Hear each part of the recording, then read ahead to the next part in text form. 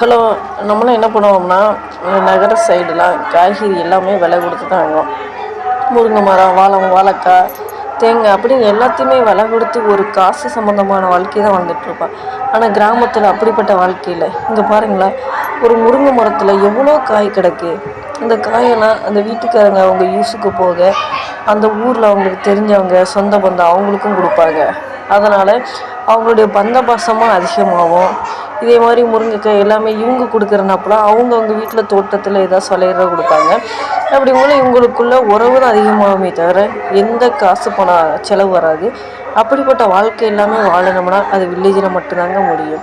ஒரு வீட்டை சுற்றி பார்த்திங்களா, தென்னை மரம், பனை மரம், வேலி மரம், எல்லா மரங்களும் வச்சுருப்பாங்க. அவங்களுடைய தேவைகள் எல்லாமே பூர்த்தி செய்கிற மாதிரியே அந்த மரங்கள் எல்லாமே இருக்கும்.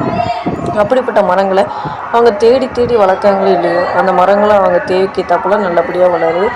இதே மாதிரி தகவல்களை வேணும்னா வில்லேஜ்